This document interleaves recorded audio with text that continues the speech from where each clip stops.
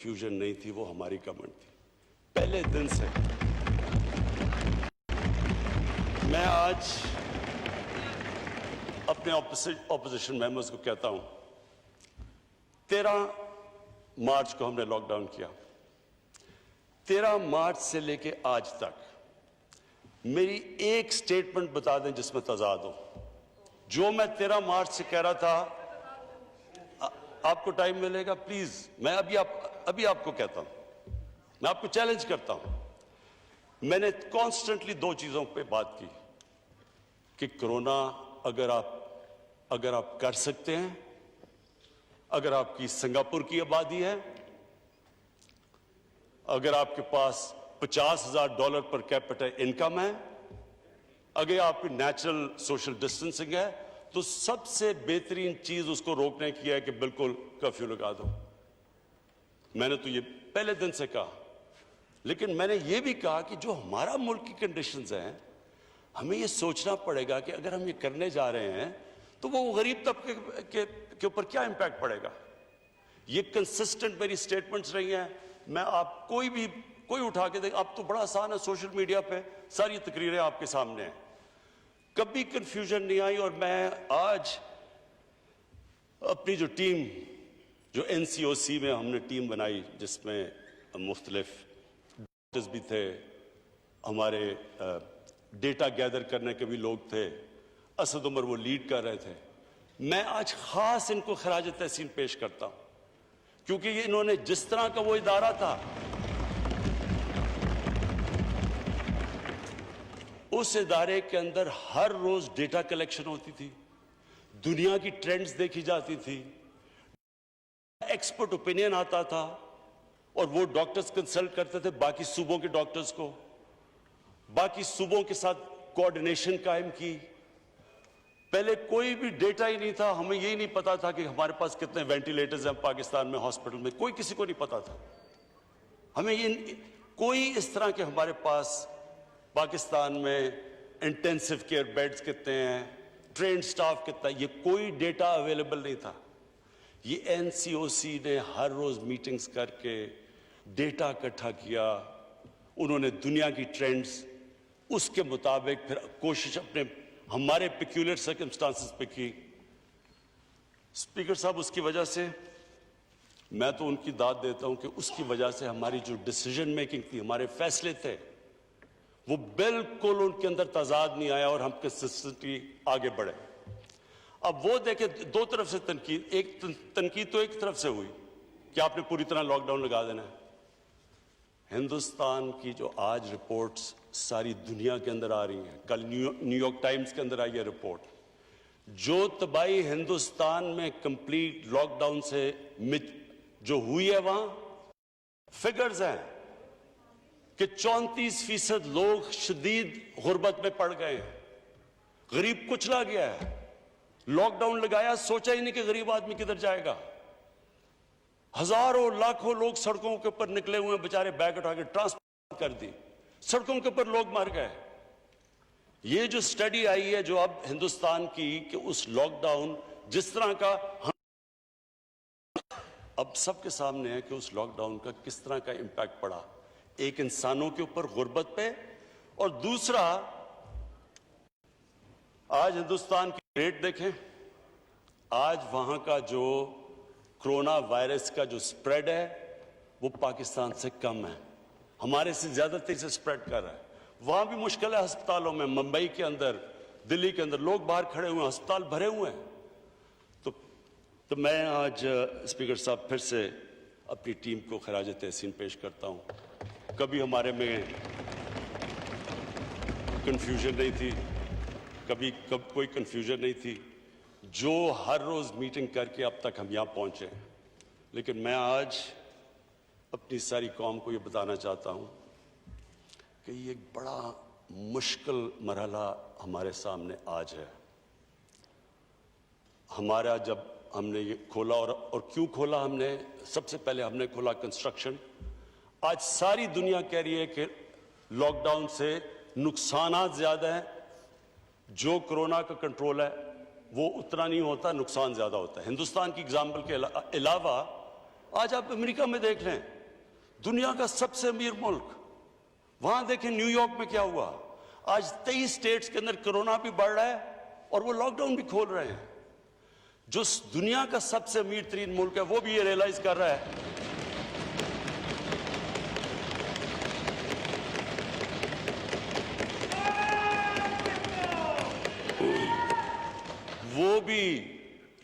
کر رہا ہے کہ دنیا کی سب سے طاقتور اکانومی بھی جب آپ ایک اکانومی کو بند کرتے ہیں وہ بھی برداشت نہیں کر سکتی اس کے اثرات. تو ہم وہ تھے جنہوں نے سب سے پہلے بات سمارٹ لاک ڈاؤن کی کہ سارا 22 کروڑ لوگوں کو بند نہ کرو, smart lockdown, hot spots دیکھو. یہ ساری ہماری NCOC کا کمال ہے کہ وہ انہوں نے پوری اسٹڈی کر کے اپنے ملک کی کنڈیشنز میں جس طرح ہم چلے ہیں. اب تک اللہ کا کرم ہوا ہے ہمارے ملک پہ کہ آپ ہماری آبادی دیکھیں اور جس طرح ہم اس میں سے نیویگیٹ کر کے نکلے ہیں, ابھی تک اللہ کا بڑا کرم ہے. لیکن جو اگلا فیز ہے اسپیکر صاحب, یہ مشکل فیز ہے. یہ مشکل اس لیے ہے کہ ہم پوری کوشش کر رہے ہیں کہ عوام کو سمجھ آئے کہ SOPs کو فالو کرنا کیوں ضروری ہے. جو آپ جو بھی ایک فیکٹری کھولتے ہیں, ٹرانسپورٹ کرتے ہیں, جو بھی آپ اپنی کاروبار کی آپ ایکٹیویٹی جب کھولتے ہیں, اور وہ ہمارے لیے ضروری ہے کہ ہم نے روزگار دینا ہے لوگوں کو, وہ اس لیے ضروری ہے فالو کرنا کہ جب کلسٹرز ہوتے ہیں ہمیں پتہ ہے یہ بیماری پھیل جاتی ہے, تیزی سے پھیلتی ہے. اور ہمیں یہ بھی پتہ ہے کہ اگر یہ احتیاط نہ کی گئی تو ہمارے ہاسپٹلس پہ پریشر پڑ گیا ہے, اور اگر احتیاط نہ کی تو مزید اور پڑنے والا ہے. اس لیے یہ ساری اس اسمبلی سے جو بھی عوام دیکھ رہی ہے, جو بھی ہم سب یہاں بیٹھے ہیں, یہ ہم سب کے اوپر لازم ہے کہ ہم یہ اپنی طور پہ پبلک میں لوگوں کو ریئلائز کریں کہ کتنا ضروری ہے ہمیں بچانا اپنے بوڑھوں کو, اپنے بیمار لوگوں کو, بلڈ پریشر کے لوگوں کو, جن کو ڈائبٹیز ہے. اصل میں تو جو سمارٹ لاک ڈاؤن کا مطلب یہ ہے کہ ان کو پروٹیکٹ کیا جائے. ہمیں پتہ ہے کہ عام لوگ ہمارے ماشاءاللہ ہمارے بھی یہاں بیٹھے ہیں جو لوگ ریکور کر بیٹھے ہیں اس سے, لیکن ہمیں یہ پتہ ہے کہ جن کے اندر کوئی بھی ویکنس ہو, یہ ایک ایسی بیماری ہے جو کہ ان کی جانیں خطرے میں ڈال دیتی ہے. تو اس لیے میں آج میں یہ بھی جو رشتہ دار ہیں, جن لوگوں کے آج آلموسٹ 4000 لوگ ہمارے اموات ہو چکی ہیں اس سے, ہم ان کے لیے دعا بھی کرتے ہیں, ہم افسوس کرتے ہیں, ان کے لیے دعا کرتے ہیں جو کہ اس بیماری کی وجہ سے گئے ہیں ملک دنیا سے. لیکن یہ جو اگلا سٹیپ ہے یہ کرٹیکل اس لیے ہے کہ ہمارے پاس اب 2 راستے ہیں. اگر ہم احتیاط کر گئے تو انشاءاللہ جو ہماری فیسلٹیز ہیں وہ اتنی ہیں کہ ہمارا جو ہیلتھ سسٹم ہے وہ کوپ کر جائے گا. لیکن اگر ہم نے بے احتیاطی کی, اور مجھے افسوس سے کہنا پڑتا ہے ہم ہر روز رپورٹ آتی ہے اب ہمیں NCOC میں کہ کون سے صوبے میں, کون سے شہر میں, کون سے ایریاز کے اندر احتیاط کی جا رہی ہے اور کتنی کی جا رہی ہے, کتنی نہیں کی جا رہی. تو اس کے اوپر ایک تو ہم اپنی یہ والنٹیئر فورس ہے, ٹائیگر فورس, ان سب کو ہم نے لگا دیا ہے کیونکہ ایڈمنسٹریشن کے اوپر آگے بہت پریشر ہے, وہ تھک چکے ہیں, تو ان کو لگا دیا ہے SOPs کے اوپر. لیکن یہ ہم انفورس بھی کریں گے, اوپر سے ہمارے جو NCOC میں ہاٹ سپاٹس دیکھ رہے ہیں سلیکٹیو ایریاز کو بند بھی کریں گے. لیکن میں آج یہ کہہ دوں کہ یہ اگر مہینہ ہم احتیاط سے گزار بیٹھے تو ہم انشاءاللہ اس کے برے اثرات سے بچ سکتے ہیں. ایک اور بات ہوئی جی کہ کورونا کے پیچھے ہم چھپ رہے ہیں اور اپنی جو ہماری کمزوریاں وہ چھپا رہے ہیں کورونا کے پیچھے. میں اسپیکر صاحب صرف فگر دینا چاہتا ہوں, آج ہی آئیے وہ فگر. آج IMF نے آج ان کی آفیشلی انہوں نے ان کی فگر نکلی ہے. دنیا کی اکانومی کو $12 ٹریلین کا نقصان ہو چکا ہے, اور جو انڈیویجول اکانومیز ہیں इंग्लैंड की इकोनॉमी, उनका 20% उनकी इकोनॉमी नीचे गिर पड़ी है, नेगेटिव ग्रोथ रेट में चली गई है। सारी दुनिया ये कह रही है कि 100 साल के अंदर ये सबसे बड़ा इकोनॉमिक क्राइसिस आया है। हमें ये कहा जाता है कि जी अच्छा, इंग्लैंड के अंदर तो चले इकोनॉमिक क्राइसिस आ गया, उनके 40,000 लोग मर चुके हैं। लेकिन स्पीकर साहब, इसका कोई ताल्लुक ही नहीं है कि कितनी अमवात हुई हैं। लॉकडाउन का तो सिर्फ जितनी देर आप लॉकडाउन करते हैं, इकोनॉमी बंद कर देते हैं, वो फर्क नहीं पड़ता कितनी अमवात हुई हैं। पॉइंट ये है कि उसका इकोनॉमी पे क्या फर्क पड़ता है। तो हमने जो 13 मार्च से इकोनॉमी बंद की अपनी, और शुक्र है हमने पहले खोलनी शुरू की जो कंस्ट्रक्शन, आप ये देख लें कि आज हिंदुस्तान में क्या हुआ है। सो पॉइंट मैं ये कह रहा हूं कि इससे ये कहना कि आपकी इकोनॉमी को फर्क ही नहीं पड़ा, यानी ये इस कहीं भी दुनिया के अंदर आप देखें, सारी दुनिया की इकोनॉमी में, यानी दुनिया रिसेशन में चली गई है। $12 ट्रिलियन अगर दुनिया की इकोनॉमी को लॉस हुआ है, और अभी ये भी नहीं पता कि कितना और लॉस होना है। आज कोई भी प्रेडिक्ट नहीं कर सकता कि इसको रिकवर करने में कितनी देर लगेगी। आज कोई ये भी नहीं बता सकता कि कितनी इंडस्ट्रीज हमेशा के लिए बंद हो गई हैं, जो रिवाइव ही नहीं अब हो सकती। सारी दुनिया का जो सर्विस सेक्टर है, टूरिज्म है, एयरलाइन सेक्टर है, सारी दुनिया के अंदर वो क्राइसिस में चला गया है, क्योंकि ये लोगों को ये नहीं पता ये कब से फिर से चलेगा। तो ये जो कहना, मुझे अजीब लगा ये कहना कि जनाब हाँ आप छुप रहे हैं कोरोना के पीछे। मैं जी अब ये सेकंड पॉइंट पे आ रहा हूं। इकोनॉमी के ऊपर बहुत बातचीत हुई कि हमारी इकोनॉमी का पहले ही बहुत बुरा हाल था, हम फेल हो गए थे इकोनॉमी के अंदर। तो मैं आज स्पीकर साहब से पहले बैकग्राउंड थोड़ी सी दे दूं कि तहरीक इंसाफ की गवर्नमेंट को किस तरह की इकोनॉमी मिली थी। ये मैं आपको फिगर्स दे रहा हूं, ये सारी ऑथेंटिकेट आप कर सकते हैं कि क्या हमें तो ऐसे लग रहा है कि हमें कोई स्विट्जरलैंड की इकोनॉमी मिली थी। हम तो उसी में परफॉर्म करना है जो हमें मिली थी, हमें तो वहां से गेज करें कि क्या ये आपने पॉइंट 0 से शुरू किया था कि आप ऊपर गए या माइनसेस में गए। तो मैं आपके सामने सिर्फ स्टैटिस्टिक्स रख दूं, तो ये आपको खुद ही एक्सप्लेन कर देंगे कि इकोनॉमी मिली कैसे थी। सबसे बड़ा प्रॉब्लम $20 अरब का करंट अकाउंट डेफिसिट था। मैं आम लोगों को जो देख रहे होंगे, मैं समझाना चाहता हूं, कोई शायद करंट अकाउंट डेफिसिट को सही तरह ना समझ सके। दुनिया जब किसी इकोनॉमी को देखती है कि क्या इसकी सेहत अच्छी है या बुरी है, वो सिर्फ एक फिगर देखती है। सबसे पहली जो फिगर देखती है वो देखती है कि क्या एक मुल्क के अंदर डॉलर ज्यादा आ रहे हैं या मुल्क से बाहर डॉलर ज्यादा जा रहे हैं। अगर आपके मुल्क के अंदर ये करंट अकाउंट डेफिसिट हो तो इसका मतलब कि आपकी इकोनॉमी बीमार है।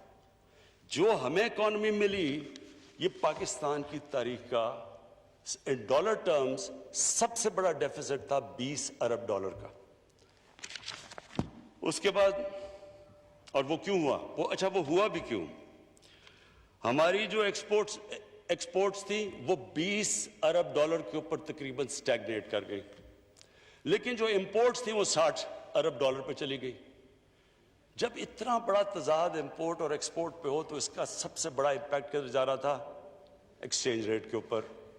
डॉलर कम हो जाते हैं, डॉलर की कीमत ऊपर, रुपए की कीमत नीचे, तो प्रॉब्लम्स तो सारे उधर से शुरू हो जाते हैं।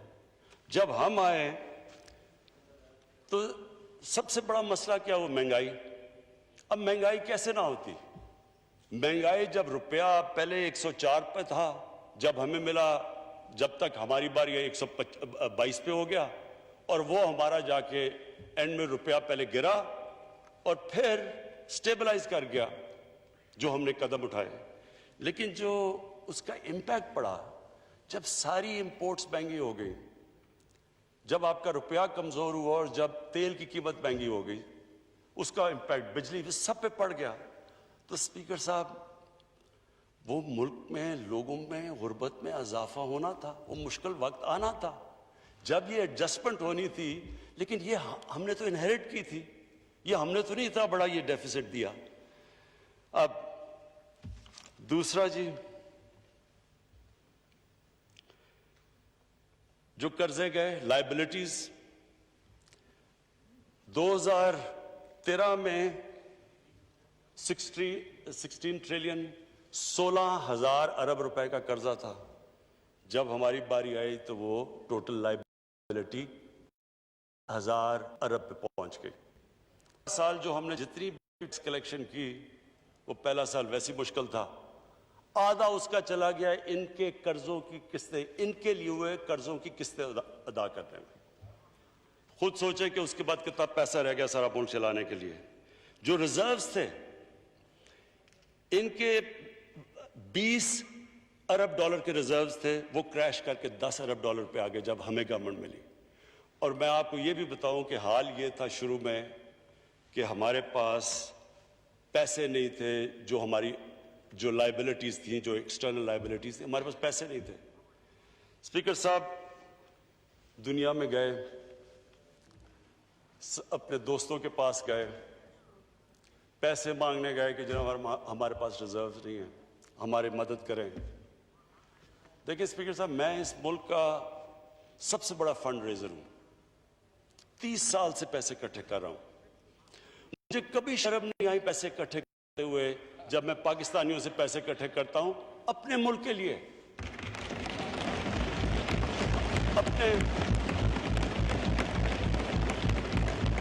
اپنے ہسپتالوں کے لیے، یونیورسٹی جس میں غریب بچے پڑھ سکتے ہیں. مجھے کوئی شرم نہیں آتی. سیلاب کے لیے، زلزلے کے لیے، تو اپنے لوگوں سے پیسے اکٹھے کر رہا ہوں، شوکت خانم کے لیے. لیکن اسپیکر صاحب جو مجھے شرم آئی جب ہم دوسرے لوگوں سے جا کے اپنے ملک کے لیے پیسے مانگے. میرے ساتھ لوگ، میرے ساتھ ٹیم تھی، شاہ جی میرے ساتھ تھے، اسد میرے ساتھ تھا. دیکھیں آپ جو مرضی کر لیں، آپ کا جتنا مرضی وہ خیر خواہ ہو، دوست بھی ہو، لیکن جب آپ ہاتھ پھیلاتے ہیں نا کسی کے سامنے، اس کی آنکھوں میں ایک لک آتی ہے. اور وہ صرف میرے لیے شرم کی بات نہیں، میرے ملک کے لیے ہے کہ میں ملک جب جا کے کسی سے پیسے مانگتا ہے. اور وہ ہم کیوں مانگ رہے تھے؟ ہمارے پاس پیسے نہیں تھے، ہم ڈیفالٹ کرنے کے سٹیج پہ آئے ہوئے تھے. تو ہم 3 مہینے تو لگے ہوئے، کبھی ایک ملک میں جا رہے ہیں، کبھی دوسرے ملک میں پیسے مانگنے کے لیے. اور اسپیکر صاحب یہ ہماری وجہ سے نہیں تھا، یہ ہمارے ملک کی بدقسمتی کہ ہمارے جو اس ملک میں لیڈرشپ تھی. اب میں آپ کو ذرا مثال دیتا ہوں کہ ایک طرف تو یہ ہمارا حال تھا کہ پیسے مانگ رہے تھے. ذرا میں آپ کو صرف بتانا چاہتا ہوں کہ کیا یہ جو ایک جو ملک کا پرائم منسٹر ہوتا ہے وہ ملک کے باپ کی طرح ہوتا ہے، قوم اس کے بچے ہوتے ہیں. میں سمپل سوال آپ سے پوچھتا ہوں کہ کیا اگر میرے بچے بھوکے ہیں، اگر میں بچوں کو صحیح علاج نہیں کروا سکتا، تو کیا میں ایک بادشاہ کی طرح رہوں گا اور بچے میرے بھوکے رہیں گے؟ کیا میں اپنے خرچے نہیں کٹ کروں گا؟ میں صرف آپ کو یہ اس لیے بتا رہا ہوں کہ یہ مائنڈ سیٹ ریفلیکٹ کرتا ہے. اسپیکر صاحب میں واشنگٹن گیا، ٹوٹل پیسہ جو میں نے خرچ کیا $67,180. یہ میرا سارا ٹرپ کا تھا. ٹھہر جائے ایک منٹ پہلے. نواز شریف نے وہی ٹرپ کی واشنگٹن کی، $549,000. آصف زرداری نے وہ ٹرپ کی $752,000. اب میں صرف یہ پوچھ رہا ہوں کہ کیا وہاں جانے سے، اتنے زیادہ پیسے خرچ کرنے سے، کیا ان کے حکمرانوں نے سمجھا ہوگا کہ یہ جو کتنے زبردست لوگ ہیں، یہ کتنے بڑے ہوٹل میں ٹھہر رہے ہیں؟ ایک طرف آپ پیسے مانگ رہے ہیں ان سے، دوسری طرف آپ اس طرح ٹھہر رہے ہیں. میں آپ کو کہتا ہوں کہ ویسٹرن ڈیموکریسی کے لیڈر اتنا پیسہ خرچ نہ کرے جو یہ ہیں. آگے آ جائے جی. UN کی وزٹ، آصف زرداری نے خرچ کیا $1.3 ملین، $13 لاکھ. نواز شریف نے خرچ کیا $11 لاکھ، شاہد خاقان عباسی نے کیا $7 لاکھ۔ وہی ٹرپ میں نے $162,000 پہ کی، $1,62,000، 10 گنا زیادہ فرق۔ ڈیووس گئے، ڈیووس میں جناب گیلانی صاحب گئے تو انہوں نے $460,000 پہ کی، نواز شریف نے $762,000 پہ کی، شاہد خاقان عباسی نے $561,000 پہ کی، اور میں نے کی $68,000 پہ۔ میں صرف اسپیکر صاحب، میں آپ کے لیے صرف یہ اس لیے کہہ رہا ہوں، میں صرف آپ کے لیے کہہ رہا ہوں، میں آج یہ صرف پوچھنا چاہتا ہوں کہ کیا جب آپ ایک مقروض ملک، جو میں آپ کو بتا رہا ہوں قرضے لے رہے ہیں، اور میں آپ پھر سے کہتا ہوں جب شرم آتی ہے، کیوں مجھے اپنے لیے تو علیحدہ، جو میری قوم، وہ کیا سمجھتے ہوں گے ہماری قوم کو، اور آپ کو یقین دلاؤں کہ سب دنیا کو، ساری دنیا کو پتا ہوتا ہے کہ کس ملک کا کیا حال ہے۔ آج تو آپ اپنے موبائل فون پہ بتا دیں کہ کون سے ملک کے کتنے قرضے ہیں، کیا اس کی سٹیٹ ہے، کتنے اس کی کرنٹ اکاؤنٹ ڈیفیسٹ کی۔ تو ایک طرف ہم قرضے لیتے جا رہے تھے، ہماری 10 سالوں میں لائبلٹیز گئیں 6,000 ارب سے 30,000 ارب پہ، لیکن جو لوگ اوپر بیٹھے ہوئے تھے، کیا ان کو نہیں پتا تھا کہ یہ ملک ایک ڈالر امپورٹنٹ ہوتا ہے؟ کیونکہ آپ ایک ملک کے اندر کلچر بناتے ہیں، آپ لوگوں کو بتاتے ہیں کہ ہمیں فکر ہے۔ جب میں فکر کرتا ہوں تو مجھے امید ہوتی ہے کہ باقی بھی سارے مجھے دیکھتے ہیں۔ میں نے اگر اپنا یہ جو سٹاف تھا میرا پرائم منسٹر ہاؤس کا، 534 کام کرنے والے تھے، وہ آدھے کر دیے، پیسہ ہم نے کم کر دیے، اور اسپیکر صاحب یہ اور بھی کم ہو سکتے ہیں، لیکن وہ سٹاف آج کل کے زمانے میں ان کو بے روزگار نہیں کرنا چاہتے تھے، ہم اور بھی کم کر سکتے ہیں۔ ہر جگہ جب کہ کہیں بھی دنیا میں جب ایک آسٹیریٹی، ایک ملک مشکل میں آتا ہے تو ایک پھر حکمرانوں اپنی اگزامپل سے لیڈ کرتے ہیں، وہ یہ نہیں کرتے کہ خود پیسے اور لوگوں کو کہے کہ وہ پیسے نہ خرچ کریں۔ آگے آ جائے جی، اسٹیٹ بینک کی بورونگ جو ہمیں ملا 6 ٹریلین روپیہ خرچ کیا، 6,000 ارب روپیہ سپریم کورٹ سے لیا، جو ہم نے ختم کر دیا، ہم نے کوئی بورنگ نہیں کی۔ پھر جی جو 70% جو قرضے تھے، 70% وہ شارٹ ٹرم تھے، ہم نے آ کے الٹا کر دیا، ہمارے آج 76% قرضے لانگ ٹرم ہو گئے، ہم نے وہ چینج کر دیا ڈیٹ کا، کیونکہ شارٹ ٹرم زیادہ مہنگے ہوتے ہیں۔ میں صرف یہ یاد کرا رہا ہوں کہ یہ سچویشن تھا کیا۔ سرکولر ڈیٹ، انہوں نے 2013 میں ساری سرکولر ڈیٹ 480 یا جتنی بھی تھی انہوں نے واپس کر دی۔ اس کے بعد جب ہمیں ملی گورنمنٹ 1.2 ٹریلین روپیز کی سرکولر ڈیٹ پہنچ گئی، 1200 ارب۔ کانٹریکٹس، اب ہم پھنس کیسے گئے؟ سارے کانٹریکٹس پہلے کے سائن ہوئے ہیں۔ ہمارے دور میں تو مجھے کریکٹ کر دے اگر عمر یوں بیٹھا ہے، کہ ہمارے دور میں تو ایک ونڈ پاور کے کانٹریکٹ ہیں جو کہ 4 یا 5 سینٹ پہ ہوئے ہیں، باقی تو سارے پرانے کانٹریکٹس تھے۔ تو ایک تو ادھر پھنس گئے، بجلی مہنگی پروڈیوس ہو رہی ہے، بیچ رہے ہیں سستے، بیچ میں سرکولر ڈیٹ آ گئی۔ اس کے بعد گیس کے 15 سال کا کانٹریکٹ ہم نے LNG کا کر لیا، وہ ہم نے تو نہیں کیا۔ اب وہ گیس اسے آدھی قیمت کی بک رہی ہے، اس سے بھی کم، لیکن ہم 15 سال کا ہم نے تو نہیں کیا۔ تو یہ لائبلٹیز کے ساتھ، تو میں یہ صرف پہلے بتانا چاہتا ہوں کہ اس بوجھ کے ساتھ پاکستان ملا تھا۔ جو مجھے یہ بتایا جا رہا تھا کہ جناب یہ تو سارا کچھ کیا، یہ جواب ہمارے سے مانگے جا رہے، جواب تو ان کو دینے چاہیے جو اس سٹیٹ پہ پاکستان چھوڑ کے گئے تھے۔ اب ہم نے کیا کیا؟ ہمارا کرنٹ اکاؤنٹ ڈیفیسٹ، جو میں پھر سے سب کو کہتا ہوں کہ ایک چیز ہوتی ہے جب دنیا آپ کو طرف دیکھتی ہے تو وہ دیکھتی ہے کہ کیا آپ کا کرنٹ اکاؤنٹ سرپلس پہ ڈیفیسٹ پہ۔ 20 ارب ڈالر سے آج 3 ارب ڈالر پہ ہماری کرنٹ اکاؤنٹ ڈیفیسٹ آیا۔ پرائمری ڈیفیسٹ پرائمری ڈیفیسٹ کا مطلب یہ کہ آپ نے اپنے خرچے اور اپنی آمدنی کو بیلنس، نقصان میں فائدے میں، پرائمری مائنس قرضے، یعنی جو آپ نے قرضوں کی قسطیں ادا کرنی ہے، جو قرضے پچھلوں نے لیے ہوئے تھے۔ اس باری ہمارا پرائمری ڈیفیسٹ سرپلس پہ تو نہیں آیا لیکن لیول ہو گیا، ہمارا پرائمری ڈیفیسٹ ختم ہو گیا۔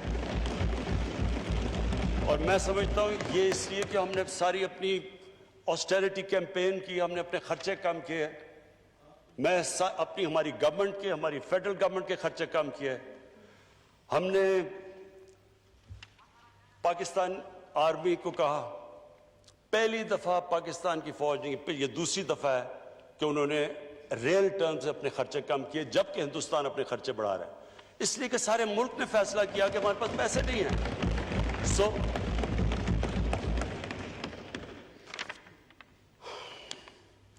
اس کے بعد جی جو چیز مجھے خاص خوشی ہے جو ہم نے کی وہ یہ کہ ہم نے جو غریبوں کے لیے، جو عام لوگوں کے لیے جو ہمارا احساس پروگرام، جو پاکستان کی تاریخ کا سب سے بڑا پروگرام ہے عام لوگوں کو غربت سے نکالنے کا، پاورٹی ایلیویشن کا، اس کو اس برے وقت میں، جبکہ کووڈ کے جو آخری یہ جو کوارٹر تھا ہماری کریش کر گئی، جس طرح ساری دنیا میں ریونیوز کریش کے جب ہمارے کر گئے، تو اس کے ہم نے 208 ارب بلکہ کم نہیں کیا، احساس پروگرام کا ہم نے اس کی زیادہ بڑھا دیا۔ ٹیکس پہ آ جائیں جی، پچھلے 3 سال میں سب سے زیادہ ٹیکس اکٹھا ہوا 17% پہ۔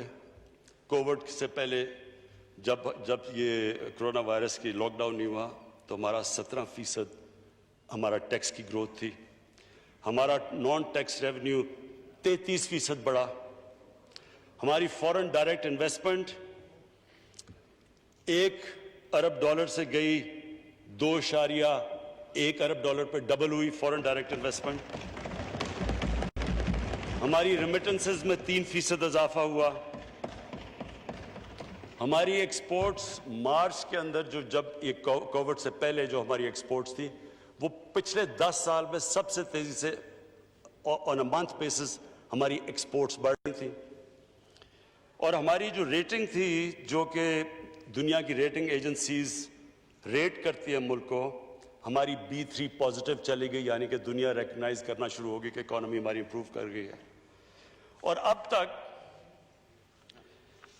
تک ہم 5,000 ارب روپے قرضے واپس کر چکے، جو قرضے پچھلی حکومتوں نے لیے۔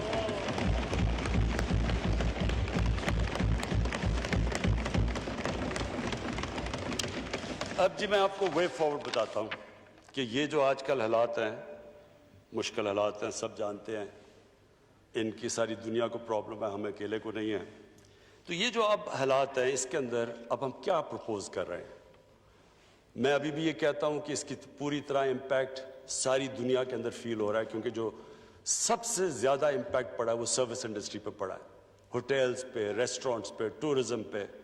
ہمارے علاقے ہیں کئی، اور مجھے خاص طور پہ افسوس ہوتا ہے ہمارے جو پہاڑی علاقے ہیں وہاں صرف وہ ڈپینڈ کرتے ہیں، ناردرن ایریاز ہیں ہمارے، وہ ڈپینڈ کرتے ہیں کہ 4-5 گرمیوں کے مہینے میں جو وہ اپنی آمدنی اکٹھی کرتے ہیں۔ تو اس وقت جو سب سے بری طرح یہ بہت بڑا ایک علاقہ متاثر ہوا ہے اس کے ساتھ۔ ہماری کوشش تو ہے کہ ہم کسی طرح SOPs کے ساتھ تھوڑی ٹورزم کھولیں، لیکن ہر وقت پریشر پڑا ہوا ہے کہ ایک طرف ہمیں فکر ہے کہ یہ وہ کرتے ہیں تو کرونا اوپر نہ چلی جائے، دوسری طرف لوگوں کی جانیں بچائیں، لوگ بھوکے نہ مر جائیں۔ تو یہ سب سے، تو ابھی ہم کوئی پریڈکٹ نہیں کر سکتے کہ اس کا کتنا فال آؤٹ آئے گا۔ تو ہم اس کے لیے، ویسے میں کہنا چاہتا ہوں کہ پوری طرح ہم تیار بیٹھے ہیں، ہم نے اسپیشل ریزرو کیے ہوئے ہیں کہ اگر ہمیں ضرورت پڑے تو ہم پیسے یہاں استعمال کریں۔ تو نمبر 1 ہم نے جو سب سے پہلے اپنا جو اکانومی کا شعبہ کھولا وہ تھا کنسٹرکشن۔ اس وقت پاکستان کی تاریخ میں کبھی بھی کنسٹرکشن سیکٹر کو اتنا زیادہ انسینٹیوائز نہیں کیا جو آج کیا گیا۔ 30 ارب روپیہ تو ہم نے صرف رکھا ہوا ہے کنسٹرکشن انڈسٹری کے لیے آسانیاں پیدا کرنے کے لیے، ان کو تاکہ سستے قرضے مل جائیں، تاکہ وہ ہمارے جو ایک ڈریم ہے کہ ہم اس ملک میں افورڈیبل ہاؤسز، یعنی ان لوگوں کے لیے گھر بنائیں جو بیچارے گھر افورڈ نہیں کر سکتے، اس کے لیے 30 ارب روپیہ رکھا ہوا ہے تاکہ ان کو سبسڈائز ریٹ کے اوپر ملے انٹرسٹ، تاکہ وہ اگر جو آسان قسطوں میں واپس کر سکے، وہ لوگ جو کبھی خرید نہیں سکتے گھر، ان کو موقع مل جائے۔ تو یہ جو کنسٹرکشن ہے، سب سے زیادہ کبھی بھی کنسٹرکشن انڈسٹری کو اس طرح کے انسینٹیوز نہیں دیے گئے۔ یہ ہمارا نمبر 1 ہے۔ دوسرا ایگریکلچر، اب تک 50 ارب روپیہ ہم نے رکھا ہے، ہم نے ان کی کھادوں کی قیمتیں بھی ہم نے سبسڈائز کی ہیں، پانی کے اوپر بھی کام کر رہے ہیں، لیکن یہ ایگریکلچر جو سیکٹر ہے، اس گورنمنٹ نے فیصلہ کیا ہے، ابھی فخر امام نے آپ سے پتہ نہیں کتنی اس کے اوپر تفصیل میں بات کی ہے، ہماری اب ساری کانسنٹریشن یہ ہے کہ کنسٹرکشن اور ایگریکلچر کو ہم آج پرائیورٹائز کریں اور اس کے اوپر پورا زور لگائیں۔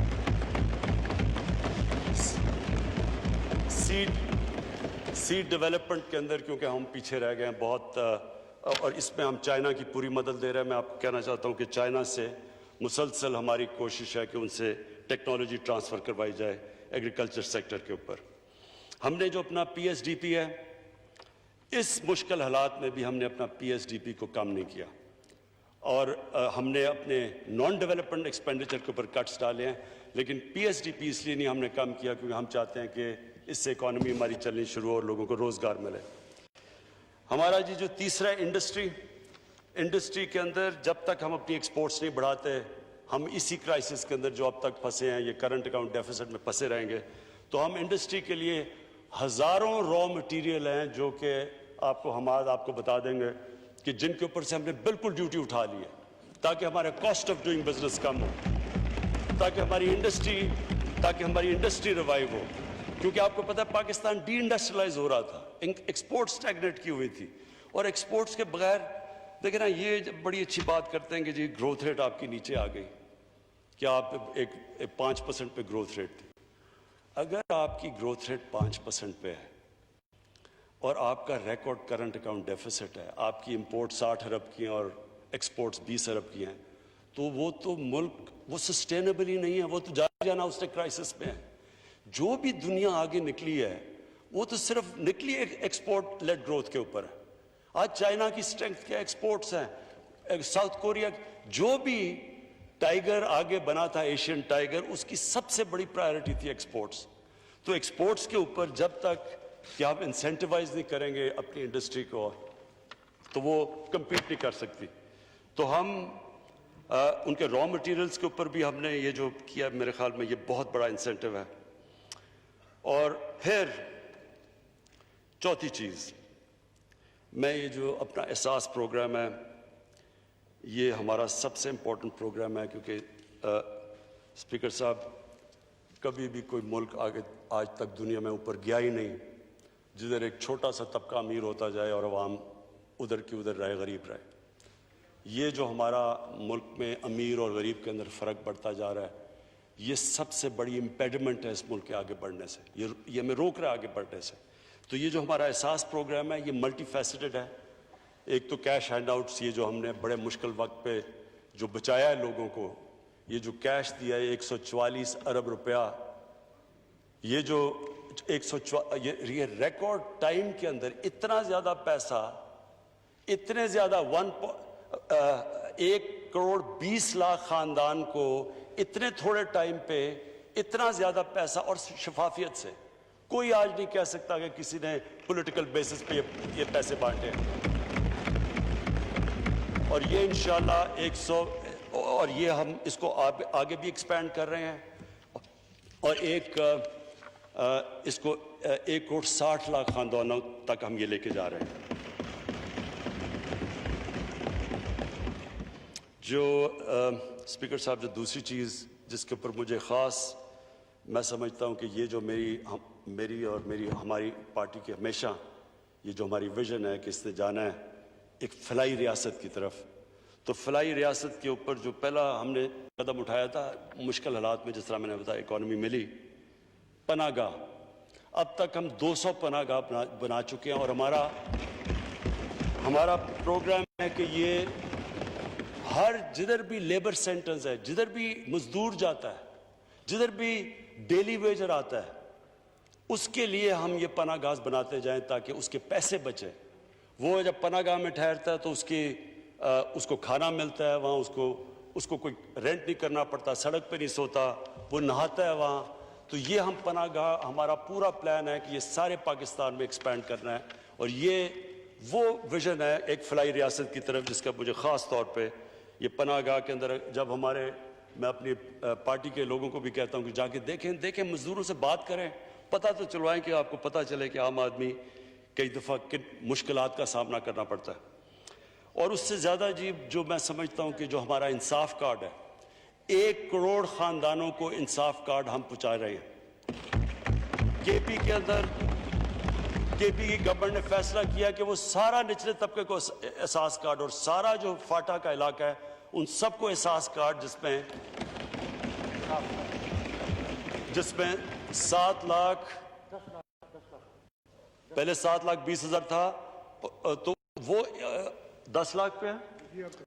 10 لاکھ کا مطلب یہ کہ ایک غریب خاندان جو سب سے زیادہ تکلیف میں گھر ہوتا ہے جب کسی کو بیماری ہو جائے، اور اب یہ کووڈ کی وجہ سے جو ہم کہانیاں سنتے ہیں بہت مشکل میں گزرتے ہیں، تو وہ جو ایک غریب گھرانے کے اندر جب ان کا بجٹ پہلے سے کم ہوتا ہے، پہلے سے وہ مشکل سے اب پیسے کما رہے ہوتے ہیں اپنے بچوں کو پالنے کے لیے، کھانا دینے کے لیے، ایک بیماری ہوتی ہے وہ سارا خاندان چلا جاتا ہے غربت کے نیچے کیونکہ وہ سب کچھ بیچ دیتے ہیں. یہ سب سے بڑی پروٹیکشن ہے کہ غریب گھرانے کے پاس پیسے ہوں وہ جا کے اپنا علاج کروا سکے. اور یہ انشاءاللہ ہم سارا کوریج سارے پاکستان میں کریں گے.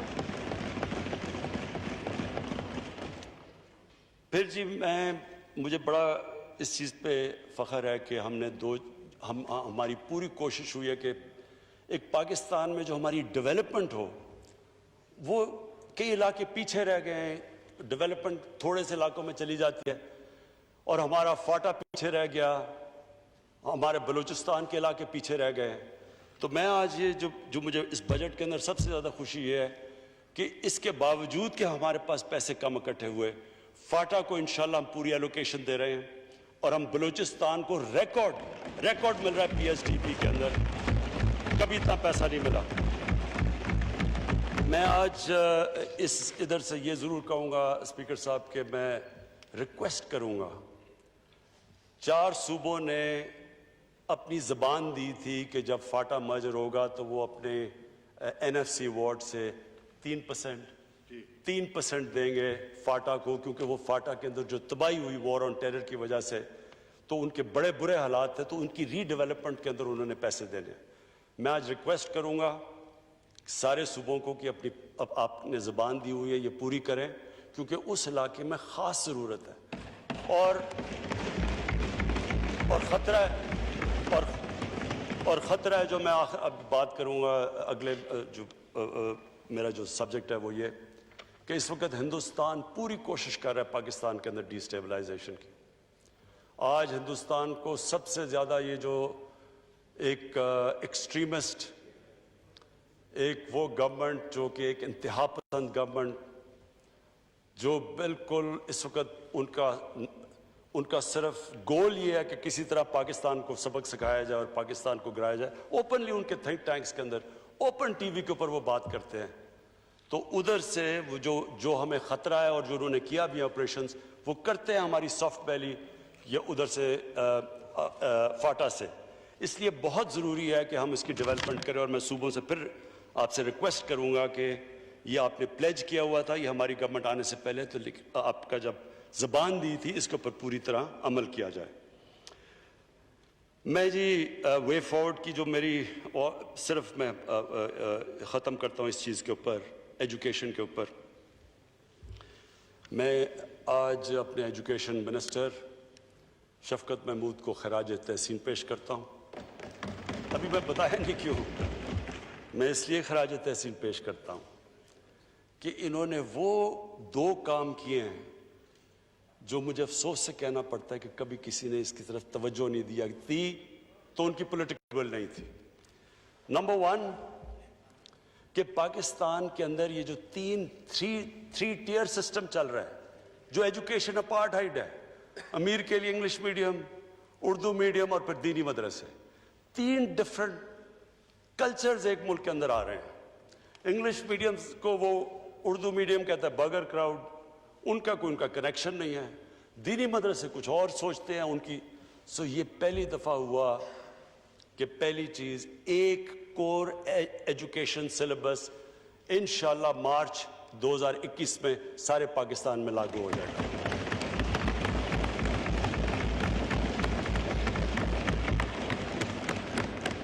इसमें इन्होंने बड़ी कंसल्टेशंस की हैं, बड़ी मुश्किल प्राइवेट स्कूल सबको बिठा के, मेरे ख्याल में एक ये बहुत बड़ी अचीवमेंट है। और दूसरी कि दीनी मदरसों को मेन स्ट्रीम में लाना, ये पहले भी कोशिशें हुई हैं। तकरीबन 25 लाख बच्चे पढ़ते हैं दीनी मदरसों में, आज तक किसी ने नहीं सोचा कि वो क्यों नहीं मेन स्ट्रीम में आ सकते, वो क्यों नहीं डॉक्टर्स इंजीनियर्स बन सकते। दीन पढ़ें लेकिन बाकी और चीज़ें भी करें। तो ये जो बड़ा इन्होंने कंसल्टेशन से, दीनी मदारिस से, पूरी कंसल्टेशन से अब ये आया कि उनको भी साथ साथ अपनी सिलेबस के वो भी सब्जेक्ट्स पढ़ाए जाएंगे ताकि वो भी उनके ऑप्शंस हों कि सोसाइटी में वो जो भी करना चाहे वो कर सके। मेरी आखिरी 2 पॉइंट्स है जी फॉरेन पॉलिसी के ऊपर। मैं ये समझता हूँ कि इस गवर्नमेंट की जो सबसे बड़ी कामयाबी है वो फॉरेन पॉलिसी में।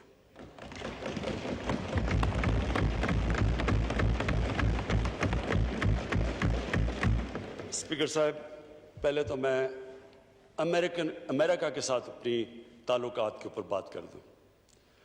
अमेरिका से जिस तरह हमने वॉर ऑन टेरर में उनका साथ दिया और जो जिल्लत उठानी पड़ी मेरे मुल्क को, मैं नहीं समझता कि कभी भी कोई मुल्क एक वॉर ऑन टेरर में साथ दे और उनका साथ दे और वो बुरा भला भी हमें कहें, कामयाब अफगानिस्तान में ना हो तो वो भी पाकिस्तान जिम्मेदार है ओपनली। मुझे कभी नहीं भूलता एक हमारे पाकिस्तानियों के लिए बड़े 2 शर्मिंदा वाक़या जिसमें हम सब बड़े शर्मिंदा हुए। एक हुआ जी, उसामा बिन लादेन को इन्होंने अमेरिकन ने आके एबटाबाद में मार दिया, शहीद कर दिया। उसके बाद क्या हुआ? सारी दुनिया ने हमें गालियां निकाली, बुरा हमें कहा, हमें बुरा भला कहा। यानी हमारा एलाए हमारे मुल्क में आके मार रहा है किसी को और हमें नहीं बता रहा, और 70,000 पाकिस्तानी मर चुके हैं उनकी जंग के लिए। यानी इससे ज्यादा जिल्लत सारी जिधर पाकिस्तानी बाहर थे, आप जिधर पाकिस्तानी बाहर थे आप देखें जो उनके ऊपर गुजरी उस वक्त। मुझे अभी भी याद है, ये 2010 की बात है। उसके बाद क्या हुआ? ड्रोन अटैक्स हो रहे हैं पाकिस्तान में। पाकिस्तानी गवर्नमेंट कहती है हम कुछ नहीं कर रहे या हम मजम्मत कर रहे हैं। सेनेटर कार्ल लेवन, ये यहां अखबारों के अंदर फ्रंट पेज में आया। सेनेटर कार्ल लेवन सेनेट की open committee, foreign relations committee की हेयरिंग के ऊपर कहता है, एडमिरल मलन से पूछता है कि जी आप ये क्यों ये पाकिस्तानियों को ये क्यों आप ड्रोन अटैक्स करते हैं जब पाकिस्तानी गवर्नमेंट ऑब्जेक्ट करती है, जब मजम्मत करती है, आप क्यों कर रहे हैं? एडमिरल मलन कहता हम पाकिस्तान की गवर्नमेंट की इजाजत से ड्रोन अटैक्स कर रहे हैं। वो आगे से क्या कहता? मैं ये जो कहता हूं कि जो हमने ये 10 सालों में जिल्लत, ये जो सारा वॉर ऑन टेरर के अंदर कि हमें ये नहीं पता था कि हम उनके एलाए हैं या उनके दुश्मन हैं। वो आगे से कहता कि ये पाकिस्तानी गवर्नमेंट क्यों अपने लोगों से झूठ बोलती है, क्यों नहीं सच बोलती उनके साथ, क्यों ये डबल फेस्ड है।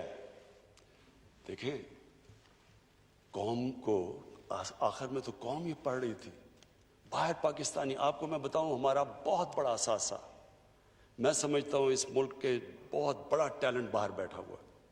कम से कम 80-90 लाख पाकिस्तानी बाहर हैं, उसमें मजदूर हैं, मेहनतकश हैं, लेकिन कई प्रोफेशनल्स हैं, पढ़े लिखे लोग हैं। तो वो जो वहां उनको फेस करना पड़ा इससे। स्पीकर साहब, जब से हमारी हुकूमत आई है, आज हमारी अमेरिका से रिलेशनशिप, जो हमारी कंसिस्टेंटली फॉरेन पॉलिसी थी, जो हमारी पॉलिसी थी کہ ہم امریکہ کی جنگ میں شرکت نہیں کریں گے. ہم صرف پیس ٹاکس میں، ہم امن میں شرکت کریں گے، ہم جنگ میں شرکت نہیں کریں گے.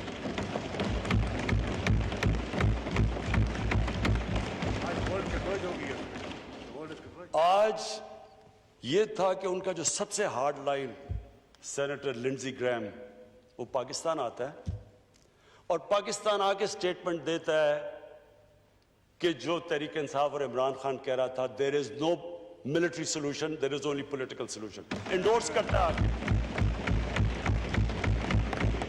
آج ہماری ان سے ریلیشن شپ کوئی اس کے اندر کوئی آج نہیں ہمیں کہتا کوئی دوگلا پن ہے، کوئی ہم ڈسیو کر رہے ہیں، ہم کوئی کسی کی جنگ نہیں لڑ رہے. ایک ریلیشن شپ ٹرسٹ کے اوپر ہے. میں یہ نہیں کہہ رہا کہ ہمارا کوئی اس کی وجہ سے کوئی پاکستان کو ہمیں کہنا کہ جی ہمیں ان سے کوئی ایڈ لیں یا کچھ لیں. ایک تو مجھے یہ بھی شرم آتی ہے، سارا وقت ہم یہ ایکسپیکٹ کرتے ہیں، لیکن ہماری ریلیشن شپ اب ہمیں وہ کوئی ذلیل نہیں کر رہا. وہاں ہمیں جب بھی وہ میں جو ڈونلڈ ٹرمپ ملا ہے عزت دی ہے، اس نے کوئی ہمیں کوئی کہا نہیں کہ جی میرے لیے بلکہ ریکویسٹ کرتا ہے کہ ہماری مدد کرو افغانستان میں امن لانے کے لیے. اور اسپیکر صاحب میں بڑا آج اپنی حکومت کو، اپنی فورن پالیسی کو، اپنے فورن منسٹر کو، ان سب کو پھر خراج تحسین پیش کرتا ہوں کہ آج سب اکنالج کرتے ہیں کہ پاکستان کا بہت بڑا ہاتھ ہے جو افغانستان میں پیس ٹاکس کی طرف جا رہا ہے، اور دعا کرتے ہیں اللہ سے کہ افغانستان میں امن ہو تاکہ ہم پاکستان کا اور افغانستان کا بہت فائدہ ہے امن میں، کیونکہ ہمارے ساتھ سارا سینٹرل ایشیا کھل جاتا ہے ٹریڈ کے لیے، اور فیوچر تو ٹریڈ کی ہے. میں جی دو اور جو ہماری فورن پالیسی میں، ایک ہمارے سعودی عربیہ سے بڑے زبردست تعلقات ہیں، ہمیشہ رہے ہیں، انہوں نے مدد بھی کی. دوسری طرف ایران ہمارا ہمسایہ ہے. ہم نے پوری کوشش کی اور کر رہے ہیں کہ کسی طرح سعودی عربیہ اور ایران کے اندر یہ جو پھیلایا جا رہا ہے، اور میں آپ کو یہ یقین دلاتا ہوں کہ یہ ایک ایسے سپوائلرز ہیں، وہ چاہتے ہیں کہ ادھر کانفلکٹ ہو.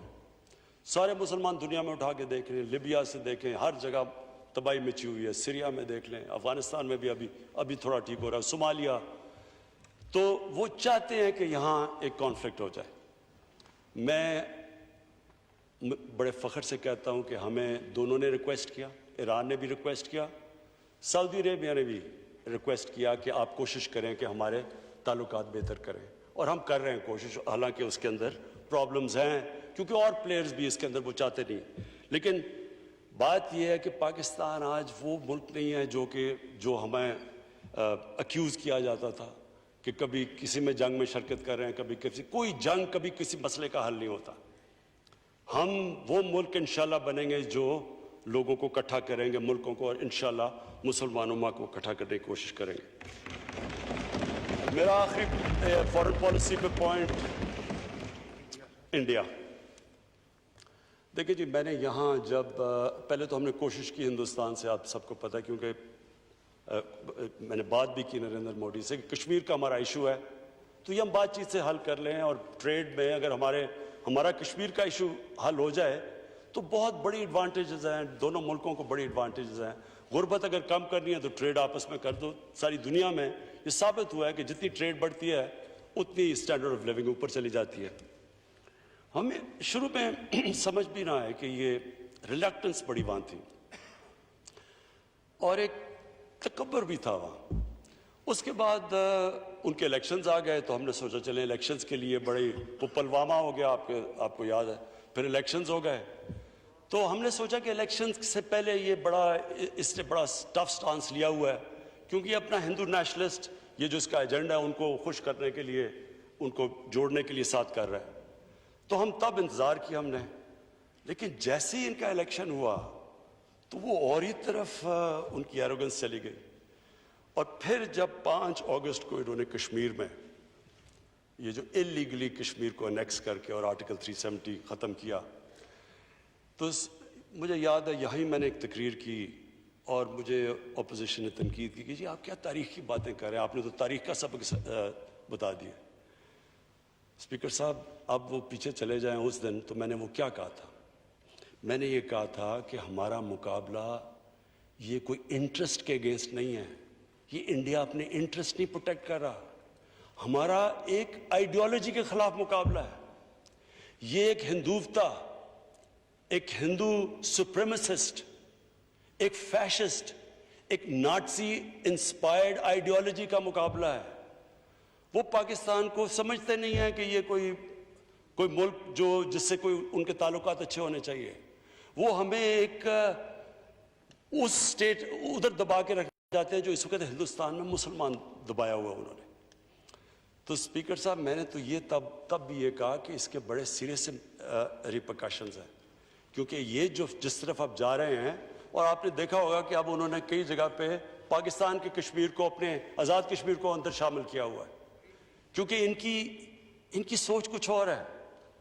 اور اس کے بعد میں یونائٹڈ نیشنز گیا، ادھر میں خود لیڈرز کو ملا، سارے ہیڈز، ٹرمپ انکلوڈڈ، جس نے کہا میں کشمیر میں میڈیٹ کروں گا، سب کو میں نے سمجھایا کہ ہندوستان میں ایک بہت بڑا ایک عذاب آ گیا ہے، صرف مسلمانوں پہ نہیں، یہ ہندوؤں کے اوپر بھی بہت بڑا عذاب ہے۔ یہ جو آدمی آ گیا ہے یہ ایک فنیٹک ہے، جس نے گجرات میں جو کیا تھا، ایک چیف منسٹر نے اجازت دی 3 دن کے لیے، مسلمانوں کو جس طرح قتل کیا، عورتوں کو ریپ کیا، 1 لاکھ لوگ ریفیوجی ہوئے، تبھی سمجھ آ جانی چاہیے تھی یہ نارمل آدمی نہیں ہے۔ اور میں نے پوری کوشش کی، میں گیا جو امریکہ کا جو سب سے بڑا جو اخبار ہے نیو یارک ٹائمز، جو کہ اوپینین میکنگ اخبار ہے، اس کے سارے ایڈیٹوریل بورڈ کو میں نے سمجھایا چیک کریں کہ یہ RSS کی کیا کنیکشنز تھی نازیز کے ساتھ، ہٹلر کے ساتھ، یہ کیسے ایڈمائر کرتے تھے۔ انہوں نے خود تحقیقات کی۔ آج آپ دیکھیں، یہ 5 اگست سے آج تک لے لیں، کبھی انٹرنیشنل میڈیا اور امریکن میڈیا میں کبھی بھی ہندوستان کو وہ کرٹیسزم نہیں ہوئی، وہ جو انہوں نے کشمیر کے لیے نہیں بولے جو آج وہ بول رہے ہیں، کبھی بھی ہندوستان کو انٹرنیشنل میڈیا میں وہ کانڈیمنیشن نہیں ہے جو آج مل رہی ہے۔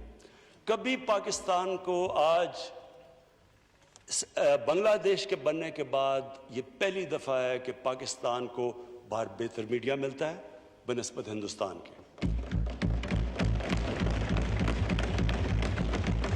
1965 کے بعد یونائٹڈ نیشنز کی سیکیورٹی کاؤنسل میں 2 دفعہ یہ ایشو اٹھایا گیا، اس سے پہلے کبھی ایک ڈیڈ ایشو تھا، اور یہ ہماری بہت بڑی کامیابی تھی اسپیکر صاحب کہ خود وہاں میڈیا سے انٹریکٹ کیا۔ جب میں نیو یارک تھا، یونائٹڈ نیشنز کی سیکیورٹی کاؤنسل میں نے یہ اٹھایا، یہ کشمیر کا سمجھایا لوگوں کو RSS کا، اور اس سے آج آپ دیکھیں کہ سارے جتنے بھی جو اسٹیبلشڈ ویسٹرن اخبار ہیں، سب کے اندر ان کو جو اب جو یہ RSS کو کہا جاتا ہے کہ جو کیسے انہوں نے تباہی مچا رہی ہے، سیکولرزم کی ختم وغیرہ وغیرہ، تو یہ ایک ہمارا بہت بڑا کریڈٹ تھا۔ لیکن مجھے صرف افسوس سے یہ کہنا پڑتا ہے کہ جب وہ UN سے ہم وہ پورا امریکہ کا ٹور سے واپس آئے، اور ہمارا کام تھا کہ اب اس کو اور آگے لے کے جاتے، تو یہاں ایک ڈرامہ شروع ہو گیا کہ جناب وہ گورنمنٹ جا رہی ہے، کنٹینر آ گیا، سب آ گئے، وہ سارا 1 مہینے کے لیے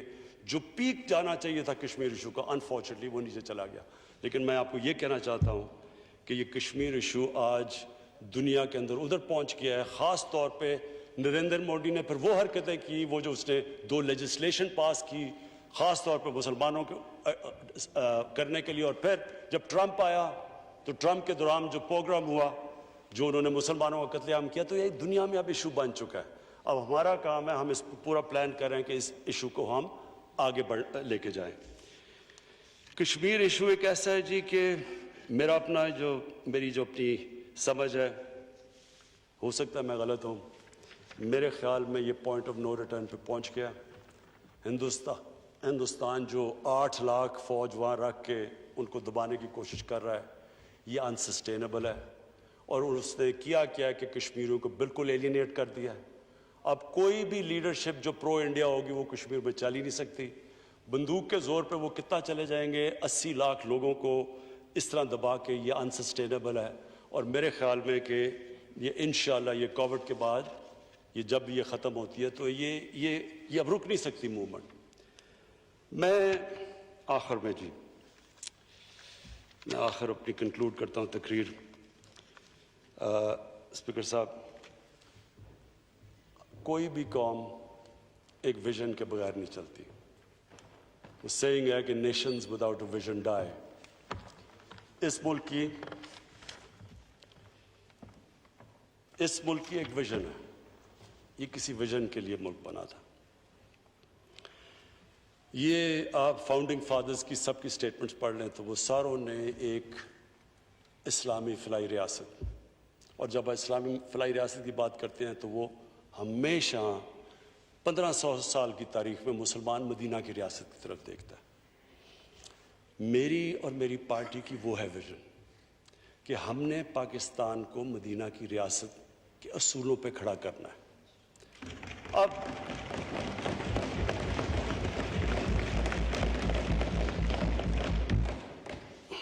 اسپیکر صاحب, جب سے ہماری گورنمنٹ آئی ہے, کہیں کوئی پہاڑ پہ ایکسیڈنٹ ہوتا ہے تو کدھر ہے جی مدینہ کی ریاست. کہیں کوئی بیماری ہوتی ہے, کووڈ آتی ہے, مدینہ کی ریاست کدھر ہے. دیکھیں جی, لوگوں کو پتہ ہی نہیں ہے. میں ذرا تھوڑا سا 5 منٹ لے کے بتانا چاہتا ہوں کہ مدینہ کی ریاست کیا تھی. اور میں یہ چاہتا ہوں کہ ہمارے سارے بچوں کو, اللہ ایمان کسی کو دیتا ہے وہ ایک اللہ کی, صرف اللہ کے پاس ہے. اللہ نے کسی کو جورسڈکشن نہیں دی کسی کو ایمان دے. نبی صلی اللہ علیہ وسلم کو بھی اللہ نے کہا کہ تمہارا کام ہے کہ صرف پیغام دینا. ہدایت کیا وہ انسان میں ایمان آتا ہے, وہ اللہ کی جورسڈکشن ہے. لہٰذا قرآن میں دین میں کوئی زبردستی نہیں ہے. ہمارا دین ایک ایسا دین ہے جس میں ہم کئی دفعہ غلط حرکتیں کرتے ہیں کہ جی زبردستی کسی کے, یہ تو اللہ کا ایک خاص اس کی خاص نعمت ہے کہ وہ کسی کو ایمان دے دے یا نہ دے. لیکن ہمارے یوتھ کو پتہ ہونا چاہیے کہ اس بیسس یہ اسٹیٹ بنی کیوں تھی. علامہ اقبال کی کیا ساری فلسفی تھی. قائد اعظم جس کو لوگ اور طرح دیکھتے, جی بڑے لبرل آدمی تھے, قائد اعظم کیوں کہتے تھے کہ ہماری کانسٹیٹیوشن اس وقت کہتے 1400 سال پہلے بنی تھی مدینہ میں. ایک مدینہ کی ریاست کے کئی اصول تھے. نمبر 1 اصول, نمبر 1 انسانیت تھی. دنیا کی تاریخ کی پہلی فلاحی ریاست بنی تھی. ایک اسٹیٹ نے ذمہ داری لی تھی اپنے غریب لوگوں کی, اور وہ جو پیٹرن فالو کرتا ہے, اور جو بھی میرا یہ کنٹینشن ہے آج اسپیکر صاحب, جو بھی مدینہ کے ریاست کے اصولوں پہ چلے گا وہ قوم اٹھ جائے گی, چاہے وہ مسلمان ہو یا نہ ہو. آج اسپیکر صاحب چائنا, اور میں یہ بڑا فخر سے کہتا ہوں کہ ہمارے سب سے بہترین تعلقات چائنا سے آج ہیں. اور میں اسی کو کہتا ہوں کہ ہم جو چائنا کے ایکسپیرینس سے ہم سیکھ سکتے ہیں, دنیا میں اور کسی ملک سے نہیں سیکھ سکتے. چائنا نے وہ کیا جو مدینہ کی ریاست میں ہوا. ہمارے نبی صلی اللہ علیہ وسلم نے کمزور طبقے کو اوپر اٹھا کے ایک عظیم قوم بنا دی. چائنا نے 30 سال میں 70 کروڑ لوگوں کو غربت سے نکال کے آج وہ دنیا کی سب سے تیزی سے اکانومی, یعنی ساری دنیا کو پتا کہ چائنا کو اب کوئی, it's a matter of time کہ چائنا دنیا کی سب سے بڑی پاور بن جائے. تو ہوا کیا, اللہ کی بھی برکت اس قوم پہ آتی ہے جو اپنے غریب کمزور طبقے کی مدد کرتا ہے. تو اس لیے ہمارا جو احساس پروگرام ہے, انشاءاللہ یہ صرف ابھی تو ایمرجنسی کیش, اس کا پورا ہم نے پروگرام بنایا ہوا ہے کہ ہم نے کس طرح اپنے کمزور طبقے کو اوپر اٹھانا ہے. اس کا جو دوسرا مدینہ کی ریاست کا دوسرا جو بہت بڑا پرنسپل تھا وہ تھا میرٹ. ایک کتاب ہے انگریزی کی, کسی کو موقع ملے تو پڑھے, دی عرب کانکوسٹ اس کا نام ہے. وہ لکھتی ہے کہ کیا ہوا کہ نبی صلی اللہ علیہ وسلم جنگ بدر, جی جی جی جی جی جی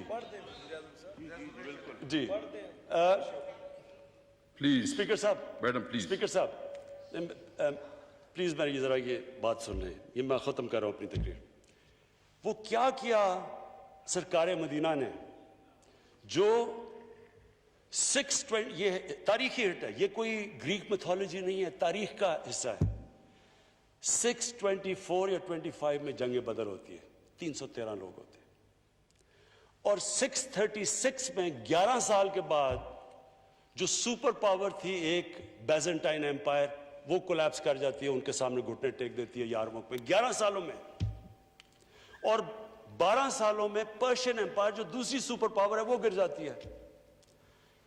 कुछ तो हुआ होगा कि इन 11-12 सालों में वो सारा एक दुनिया में एक ऐसा कोई एक्सप्लेन ही नहीं कर सकता। अल्लाहु अकबर, अल्लाहु अकबर,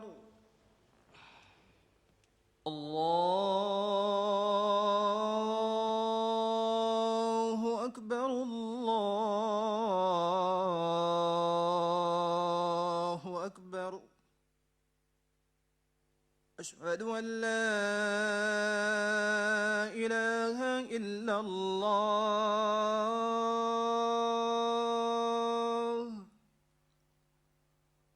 अशहदु अन ला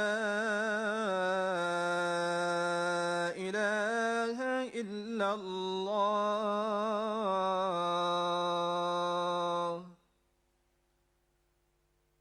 अशहदु अन्न मुहम्मदर रसूलुल्लाह।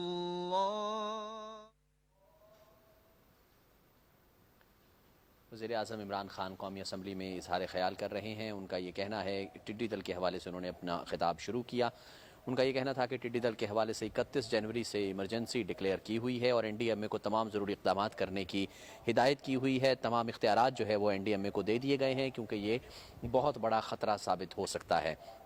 इससे निमटने के लिए भरपूर कोशिशें की जा रही हैं।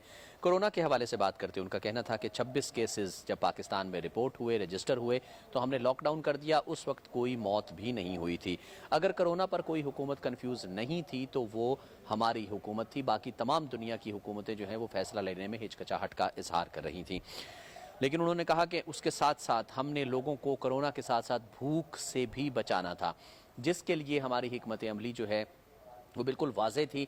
लॉकडाउन में मरहलावार नरमी की गई, कंस्ट्रक्शन इंडस्ट्री को खोला गया और उसके साथ साथ एहसास इमरजेंसी कैश प्रोग्राम शुरू किया गया कि लोगों को 12-12 हज़ार रुपये ख़ानदानों के हिसाब से दिए गए ताकि तमाम लोग अपनी ज़रूरियात घर बैठे ही पूरी कर सकें। उन्होंने कहा कि भारत ने हमारी हुकूमत को देखकर लॉकडाउन नाफिज किया, लेकिन भारत में जिस तरह से लॉकडाउन लगाया गया बग़ैर किसी तैयारी के, उसके बाद उसका हाल तमाम दुनिया ने देख लिया।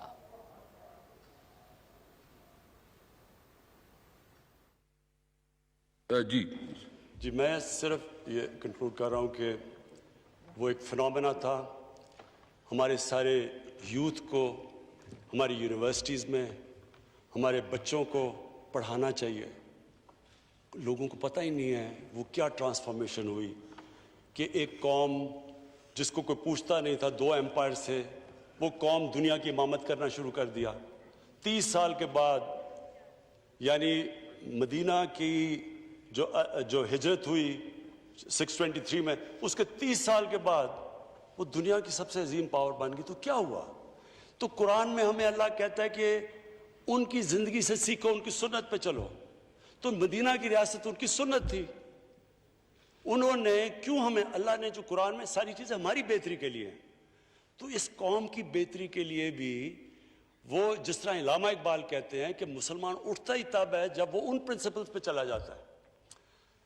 तो स्पीकर साहब, वो जो हुआ, वो जो वहाँ हुआ, वहाँ सबसे बड़ी चीज़ थी ये जो किताब मेरिट। हुआ क्या? जो एकदम जो अब जब वो किताब पढ़ेंगे ये जो कि कैसे वो एकदम फैल गए, जो अच्छा करता था वो ऊपर आ जाता था। कोई किसी की जात कुछ नहीं थी, किधर से आया, बादशाह है, शहजादा है, कोई फर्क नहीं। उन्होंने सिर्फ और सिर्फ उनकी स्ट्रेंथ थी, उनकी मेरिट। एक माशरे में मेरिटोक्रेसी आ गई। आज स्पीकर साहब, आज अगर आप स्टडी करें कि क्या वजह है कि ये मुसलमान पीछे रह गए और मगरब आगे चला गया, उसकी सबसे बड़ी वजह थी बादशाहत। बादशाहत के अंदर मेरिट नहीं था। बादशाहत के अंदर खून की वजह से लोगों को मिलता था। तो जब मुगल पहले 6 मुगल बादशाह 185 साल उन्होंने हुकूमत की, एक से एक बेहतर था। लेकिन औरंगजेब के बाद 6 نے 185 سال حکومت کی, اورنگزیب کے بعد 13 سالوں میں اگلے 6 نے حکومت کی, کیونکہ کسی میں کیپبلٹی نہیں تھی, اور بعد شہزادوں میں کسی میں کیپبلٹی نہیں تھی. اس کے بعد ایگزیکٹلی وہی ہوا آٹومن ایمپائر کے ساتھ, عثمانیہ سلطنت. سلیمان کے بعد, اس کے بعد کون آیا؟ اس نے جو اصل جس شہزادے نے آنا تھا, جس کو ٹرین کیا ہوا تھا, جو کیپبل تھا, اس کو سازش کر کے مروا کے تو ایک بیوی نے اپنا بیٹا لے آئی جو سلیمان کی فیورٹ تھی. اس کے بعد ان کی ڈکلائن شروع ہو گئی. سو ڈیموکریسی کیوں پریویل کی؟ جتنی ڈیموکریسی میں میرٹ ہوتی ہے اتنی ڈیموکریسی آگے چلی جاتی. الیکشن میں ڈیموکریسی نہیں ہے, ڈیموکریسی میں میرٹ ہوتی ہے اور ڈیموکریسی میں اکاؤنٹیبلٹی ہوتی ہے لیڈرشپ کی. اس کی وجہ سے ڈیموکریسی بادشاہت کو پیچھے چھوڑ گئی. آج چائنا آگے نکل گیا ہے. آج چائنا کا یہ ہے کہ آج ان کی جو میرٹ کا سسٹم ہے, آج اب ان کی فالو کریں کمیونسٹ پارٹی. یہ جو 2 آئے ہیں ان کے پریزیڈنٹ لی اور جو پریمیئر لی اور پریزیڈنٹ, 40 سال انہوں نے گاؤں سے اٹھ کے اوپر آئے ہیں. ان کی اتنی ان کا تجربہ, آپ حیران ہو جائیں گے کہ کس طرح ان کا سسٹم ان کو اوپر لے کے آیا. اور جو اگلی چیز کہ کیوں معاشرے آگے چلے جاتے ہیں, مدینہ کی ریاست میں سب سے بڑی چیز کیا تھی میرٹ کے علاوہ؟ رول آف لا, قانون کی بالادستی. آج تک کوئی دنیا کا معاشرہ قانون کی بالادستی کے بغیر اوپر نہیں جا سکا. 2 خلیفہ وقت کھڑے ہوئے جا کے قاضی کے سامنے. حضرت علی رضی اللہ تعالیٰ, ان کا مقام اسلام کی تاریخ میں کیا ہوگا؟ وہ ایک یہودی سے کیس ہار جاتے ہیں کیونکہ قانون, رول آف لا تھا, کوئی قانون کے اوپر نہیں تھا. حضرت عمر, ایک عام آدمی پوچھتا ان سے کہ بتائیں آپ نے یہ کپڑے کدھر سے لیے؟ جو حکمران تھے وہ اکاؤنٹیبل تھے, جواب دہ تھے. آج اگر آپ دنیا کو دیکھیں, اسٹڈی کریں آج دنیا کو, جو غریب ملک ہے, جدھر غربت ہے, وہ رول آف لا نہیں ہے. کوئی مجھے ملک بتا دیں, افریقہ کے اندر ملکوں کے پاس ہیرو ہیں, پیسے ہیں, منرلز ہیں, سب کچھ ہیں, تیل ہے, غربت کی انتہا ہے. جب اسٹڈی کریں گے وہ رول آف لا نہیں ہے. وہاں لوگ, ان کے حکمران سارے, آپ ان کی پوری اسٹڈی کریں, ان کے بھی حکمران وہاں سے پیسے چوری کر کے باہر کے ملکوں میں لے جاتے ہیں. جب تک آپ رول آف لا نہیں لے کے آتے اور رولرز اکاؤنٹیبل نہیں ہے. یہ جو سارا پروسیس شروع ہوا تھا ویسٹرن ڈیموکریسی کا, یہ جو ویسٹ منسٹر کی ہے, وہ میگنا کارٹا سے شروع ہوا تھا. وہ کیا تھا؟ بادشاہ کو قانون کے نیچے لانا, وہ پروسیس شروع ہوا تھا. تو ہم آج پاکستان میں یہ اپنے ذہن میں ڈال لیں کہ کوئی ملک آج تک جب تک ان کے جو حکمران ہیں ان کو ملک کے قانون اپلائی نہیں کرتے اور وہ اکاؤنٹیبل نہیں ہیں, وہ جواب دہ نہیں ہیں, وہ ملک ترقی نہیں کر سکتا. آج تقریباً 1 ٹریلین 1000 ارب ڈالر غریب ملکوں سے جاتا ہے امیر ملکوں میں ہر سال. اور اس میں سے ایک تو ٹریڈ سرپلس ہوتا ہے کیونکہ ان کے زیادہ چیزیں ہم خریدتے ہیں ان کی, لیکن دوسرا جو رولنگ ایلیٹس ملک سے پیسہ چوری کر کے باہر بیچتی ہیں. یہ سب سے بڑی وجہ ہے کہ ان ملکوں میں غریب امیر میں بھی فرق ہو جاتا ہے اور غریب ملک اور امیر ملکوں میں فرق ہو جاتا ہے. اسپیکر صاحب, میرا کوئی کسی سے لڑائی نہیں ہے. میں پہلے دن سے جب یہاں آیا ہوں, تقریر نہیں کرنے دی مجھے. جب میں بات کرتا ہوں شور مچتا ہے, غلط باتیں کرتی ہیں, میری کسی سے کوئی لڑائی ہے؟ ان سب کو جو بھی یہ سمجھتا ہے کہ یہ میں کسی سے لڑائی کی وجہ سے یا کوئی میں اپنے دشمنیاں کسی سے ہیں, میری کوئی کسی سے دشمنی نہیں ہے. میں آج آپ کے سامنے کہہ رہا ہوں کہ اگر پاکستان کے اندر, ہمارے ملک میں اگر صحیح معنی میں اکاؤنٹیبلٹی پروسیس نہ چلا, ہم کسی صورت اتنا پیسہ نہیں اکٹھا کر سکتے اپنے بچوں کو تعلیم دینے کے لیے, صحت ان کے علاج کرنے کے لیے, ہسپتال ٹھیک کرنے کے لیے. ہم آگے بڑھ ہی نہیں سکتے. اور نہ ہم کیا, کوئی ملک نہیں بڑھا. اب سوئٹزرلینڈ کے پاس کیا ہے, نیوزی لینڈ کے پاس کیا ہے, ان کے پاس تو کچھ بھی نہیں ہے. پاکستان کے پاس جو منرل ویلتھ پہ ہم بیٹھے ہوئے ہیں, ہمارے پاس جو ریزروز ہیں, آپ کو پتہ ہے پاکستان نمبر 5 پہ ملک میں ہے جس میں 3-4 مین جیم سٹونز ہوتے ہیں. 3 اس میں سے 5th بگیسٹ ریزروز ہیں 3 جیم سٹونز کے پاکستان میں. غریب ترین ملک ہے, وہ چوری ہو کے باہر جا رہے ہیں, کوئی ملک کو فائدہ ہی نہیں ہو رہا. ہمارے پاس یہ جو ریکو ڈیک کا یہ کیا ہوا ہے؟ کرپشن کی وجہ سے یہ سارا پھنسا ہوا ہے. جدھر ہر پاکستان کو پیسہ فارن ایکسچینج آنا چاہیے تھا نہیں آ رہا. وہ کارکے کا وہ ہوا سارا وہ کرپشن کی وجہ سے 190 ارب روپے کا ہمارے اگینسٹ ڈیمیجز ہو گئے. میں تو شکر کرتا ہوں پریزیڈنٹ اردوغان کا کہ انہوں نے بیچ میں پڑھ کے ہمیں وہ معاف کروایا, نہیں تو ہمیں 190 ارب اور پڑ جانا تھا. اور پیچھے سب کے پیچھے جائیں گے تو جب آپ ایک ملک کی جب ایلیٹ کرپشن پہ لگی ہوئی ہے وہ آپ کیسے سمجھتے ہیں وہ ملک ترقی کرے گا؟ ہم جب آپ کسی کے اوپر کیس ہوتا ہے وہ کہتے ہیں جی پولیٹیکل وکٹمائزیشن ہے. مجھے یہ بتائیں کہ میرے اوپر پولیٹیکل وکٹمائزیشن نہیں تھی جب انہوں نے میرے اوپر 2002 کا فلیٹ ڈکلیئر ہوا, مجھے انہوں نے سپریم کورٹ میں 6 کیسز کر دیے, میرے الیکشن کمیشن کے اندر مجھے سپریم کورٹ میں 2 کیسز کیے. کیا میں نے کہا کہ کبھی میں نے کہا وکٹمائزیشن ہے؟ میں جواب دیتا. میں جب وہ فلیٹ لیا تھا میں ساری دنیا جانتی ہے میں انٹرنیشنل کرکٹر تھا, میں تو جواب دہ ہی نہیں تھا, میرے پاس تو کوئی پبلک آفس نہیں تھا. اس کے باوجود 10 مہینے میں اسپیکر صاحب جو میرے سے سپریم کورٹ نے جواب مانگے میں نے دیے. 40 سال پرانے کانٹریکٹ دیے, مارگیجز دکھائے, کدھر سے پیسہ آیا, مارگیج میں کتنا گیا, کب وہ مارگیج دیا, فلیٹ کب بکا, بیوی سے جو پیسے لیے ہوئے تھے یہاں زمین لینے کے لیے. آپ کو پتہ ہے سپریم کورٹ نے میرے سے پوچھا کہ جناب آپ بتائیں ثابت کریں کہ آپ نے بیوی کو پیسے واپس کیے تھے. وہ بیوی نے ای میل دے رہی ہے کہ ہاں اس نے پیسے واپس کیے تھے. انہوں نے کہا نہیں ثبوت دو. یہ کبھی ہوا ہی نہیں ہے ایسے کہ وہ بیوی کہہ رہی ہے پیسے, وہ کہتے نہیں. بینک سٹیٹمنٹس نکال کے دی 15 سال پرانی جو میرا ٹرانزیکشن بیوی کے ساتھ تھا, منی ٹریل دی, سارا جو پیسہ وہاں سے حلال کی کمائی کا باہر سے پاکستان لے کے آیا اس کی منی ٹریل دی. اسپیکر صاحب کوئی میں نے کمال نہیں کیا, یہ ہر اس ملک میں جس میں جنون ڈیموکریسی ہے وہاں ایک لیڈر کو جواب دینا پڑتا ہے کیونکہ وہ امانت دار ہوتا ہے, وہ پبلک کے پیسے کا امانت دار ہوتا ہے. یہ کوئی وکٹمائزیشن نہیں ہے. اور یہ جو نیب ہے یہ ہم نے تو نہیں نیب بنائی, ایک آدمی ہم نے بھرتی نہیں کروایا, نیب تو پرانی ہے, 90% کیسز بھی پرانے ہیں, لیکن گالیاں ہر روز مجھے پڑتی ہیں کہ جناب دیکھیں عمران خان نے یہ کر دیا وہ کر دیا. دیکھیں اسپیکر صاحب میں چاہتا ہوں کہ ہماری پارلیمنٹ چلے, میں چاہتا ہوں کہ ڈبیٹ ہو صحیح, کیونکہ ڈبیٹ کے بغیر آئیڈیاز تراشے نہیں جاتے. ڈبیٹ سب سے امپورٹنٹ چیز ڈیموکریسی کی اکاؤنٹیبلٹی اور میرٹ کے بعد تیسری چیز ہے وہ ڈبیٹ ہوتی ہے. ڈبیٹ سے کیا ہوتا ہے؟ اب دیکھیں انگلینڈ کے اندر بریکسٹ کوئی بھی نہیں سمجھ رہا تھا کہ اتنے 2 عالم ملک ڈیوائیڈ ہو گیا, ایک کہتا رہنا ایک کہتا نہیں رہنا, لیکن انہوں نے کس طرح ڈبیٹ کے بعد ایک ملک اکٹھا ہو گیا. یہ سب سے بڑا کمال ہوتا ہے. یہاں ڈبیٹ ہی نہیں ہو سکتی, جب بات کرو وہ شروع ہو جاتے ہیں کہ جی وہ نیب نیازی نیکسس یا کبھی کچھ شروع ہو جاتے ہیں. یعنی اس طرح تو ملک دیکھیں نا اسپیکر صاحب میں نے تو نہیں نیب بنائی.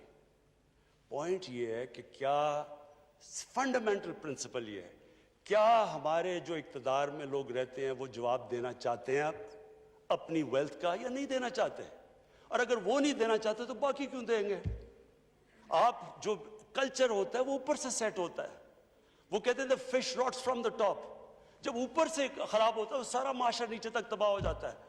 کرپشن کا اسپیکر صاحب نمبر 1 پرابلم یہ ہوتا ہے کہ ملک میں جو پیسہ ہیومن ڈیولپمنٹ میں جانا ہوتا ہے وہ لوگوں کی جیبوں میں چلا جاتا ہے.